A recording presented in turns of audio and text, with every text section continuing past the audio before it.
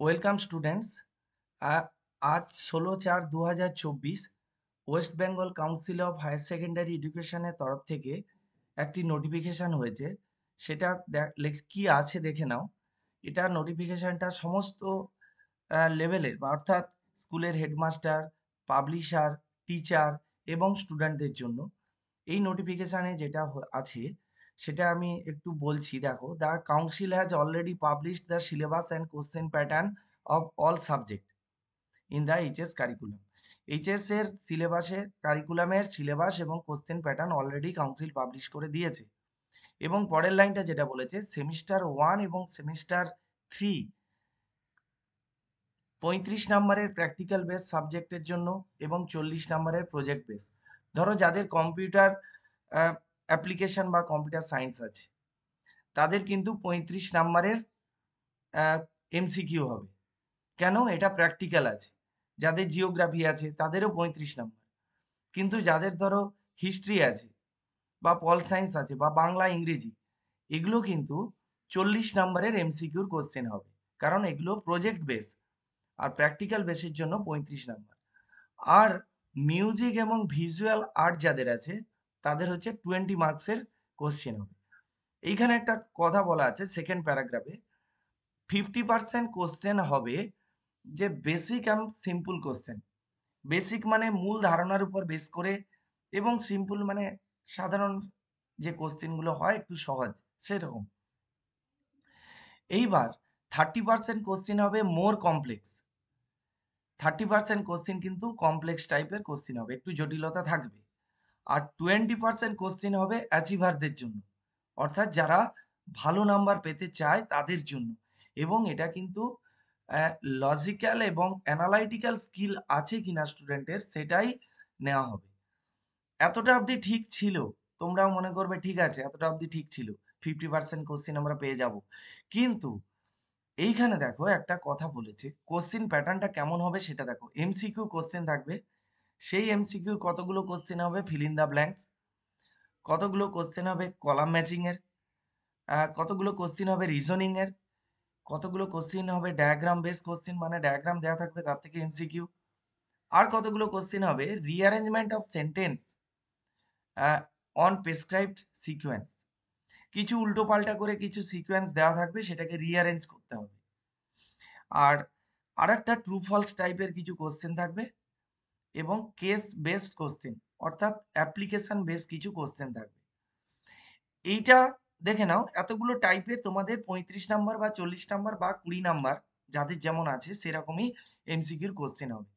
কিন্তু এখানে লাস্টের যে লাইনটা দেওয়া আছে এটাই কিন্তু খুব ইম্পর্টেন্ট। দেখো, the council is not specifying any fixed percentage breakup for the type of question in the question paper of semester 1 and semester 3 examination.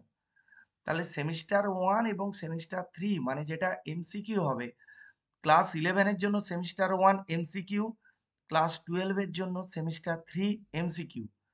সেখানে বলেছে কিন্তু কোনো ফিক্সড পার্সেন্টেজ ব্রেকআপ কিন্তু কোনো কোশ্চেনের জন্য থাকলো না।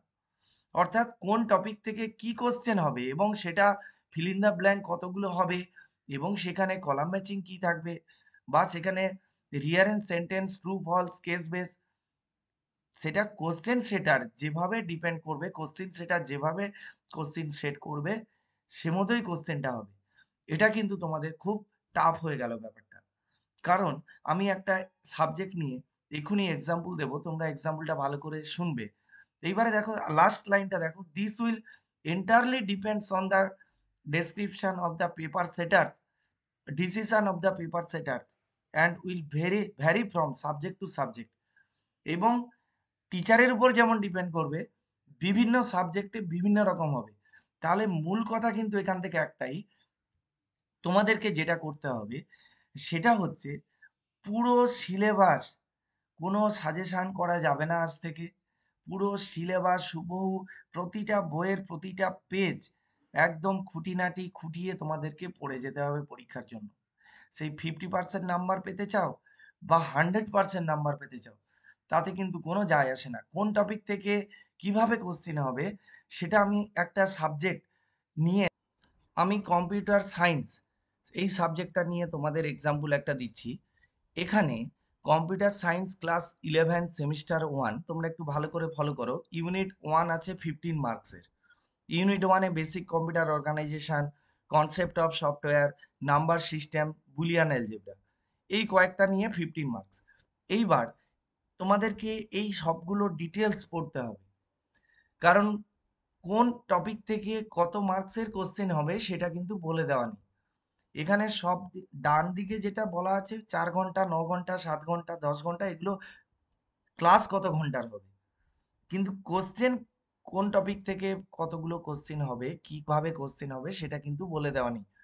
সেটা পুরোপুরি কোশ্চেন সেটারের উপরে ডিপেন্ড করবে। আচ্ছা, এইবারে দেখো ইউনিট 1 যেমন ছিল, এবার ইউনিট 2 তে আছে দেখো প্রোগ্রামিং ফান্ডামেন্টালস, এখানে 10 মার্কস। এখানে concept of programming, algorithm, introduction to problem solving. এইবার এইখান থেকেও কিভাবে কোশ্চেন আসবে তোমরাও জানতে পারবে না, এবং সেটা কোন টপিক থেকে কত নম্বরে কোশ্চেন আসবে সেটাও জানতে পারবে না। এই টোটালটা থেকে 2 নাম্বার, 10 নাম্বার। সেইখানে কনসেপ্ট অফ প্রোগ্রামিং থেকে 8 নাম্বার হতে পারে, অ্যালগোরিদম থেকে 1 এবং ইন্ট্রোডাকশন টু প্রবলেম সলভিং থেকে 1 নাম্বার হতে পারে, বা উল্টোটাও হতে পারে। এই জন্য তোমাদেরকে কিন্তু তোমাদের অনেকটা চাপের হয়ে গেল। যারা সাজেশন করে পড়তে চাইছিলে এতদিন, তারা কিন্তু সমস্যায় পড়বে, কারণ সাজেশন করবে না। এখানে ইউনিট 3 তে দেখো 10 নাম্বার, এই নিয়ে টোটাল কিন্তু 35 মার্কস, এবং ইউনিট 3 তে দেখো সি প্রোগ্রামিং আছে, এবং কোন টপিক থেকে কি কোশ্চেন আসবে সেটা কিন্তু তোমাদের ধারণার বাইরে, সেটা তোমরা জানতে পারবে না। পুরোটাই ডিপেন্ড করবে কোশ্চেন সেটারের উপর। এই ছিল আজকের ক্লাস ভিডিও। আমার এই ভিডিওটা ভালো লেগে থাকলে তোমরা অবশ্যই সাবস্ক্রাইব করবে, এবং এই ভিডিওটাকে লাইক করবে, এবং বন্ধুদের মধ্যে শেয়ার করবে। Thank you.